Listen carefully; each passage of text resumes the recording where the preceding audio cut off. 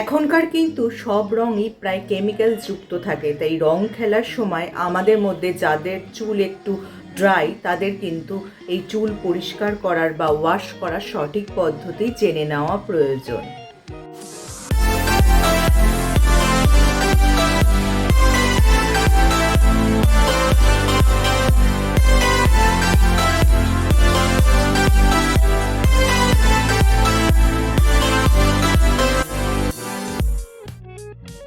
Hello friends, welcome back to my channel. আমার সব বন্ধুরা কেমন আছো?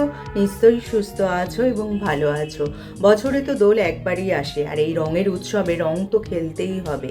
কিন্তু এইসব রঙে যখন বাদুড়ে রং, বিশেষ করে লাল, নীল, সবুজ, পারদ সহ বিভিন্ন রাসায়নিক মেশানো থাকে, যেগুলো কিন্তু চুলের সংস্পর্শে বেশিক্ষণ থাকলে বা স্ক্যাল্পে বেশিক্ষণ থাকলে কিন্তু আমাদের চুলের বা স্ক্যাল্পের মারাত্মক ক্ষতি করতে পারে। তাই এই বিষয়ে চিকিৎসকরা কিন্তু আগে থেকেই সতর্ক করে দিচ্ছেন, এবং আমাদের পক্ষেও বোঝা সম্ভব নয় যে কে কখন কি রং আমাদের মাখাবে।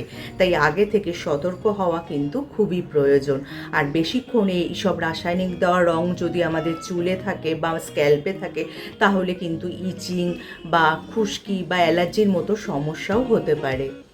এই সব রাসায়নিক দেওয়া রং যখন চুলের সংস্পর্শে আসে তখন কিন্তু চুলে নানা ক্ষতি করতে পারে। চুল তো রুক্ষ হয়ে যায়, আবার অনেকের চুল বেশি রুক্ষ হয়ে গেলে কিন্তু ডগাও ফেটে যায়। এছাড়া কিন্তু চুলকানি বা অ্যালার্জির মতো সমস্যাও কিন্তু হতে পারে। আর সবথেকে বড় কথা, কিভাবে রং মাখা হচ্ছে আর কিভাবে চুল ওয়াশ করা হচ্ছে তার উপরও কিন্তু চুলের এই ক্ষতির মাত্রা নির্ভর করে। এবার কথা হচ্ছে, এই রং খেলার সময় তোমরা চুলটাকে কিভাবে বাঁচাবে। প্রথমেই বলবো, তোমরা খোলা চুলে অনেকেই রং খেলতে ভালোবাসে, আবির উড়িয়ে বা রং উড়িয়ে ছবি তুলতেও ভালো লাগে, কিন্তু খোলা চুলে যেহেতু রং ঢোকে বেশি, তাই সেক্ষেত্রে খোলা চুল না রেখে তোমরা যদি খোপা করে নাও বা বেনুনি করে নাও তাহলেও কিন্তু ভালো লাগবে। আর রং খেলার 1 ঘন্টা আগে ভালো করে নারকেল তেল মাথায় মাসাজ করে নেবে।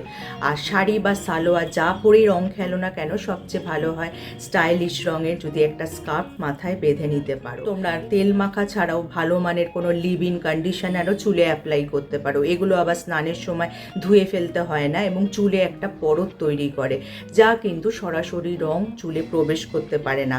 আর শ্যাম্পু করার সময় এগুলো চট করে উঠেও যায়। তাই এগুলো ব্যবহার করলে কিন্তু তোমরা তোমাদের চুলকে ক্ষতির হাত থেকে অনেকটাই রক্ষা করতে পারবে।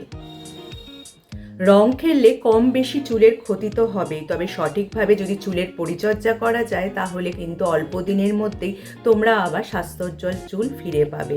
মাঝে মধ্যেই অয়েল মাসাজ করতে হবে বা দেখো, এখানে আমি একটু কোকোনাট অয়েল দিয়ে মাসাজ করে নিচ্ছি চুলে।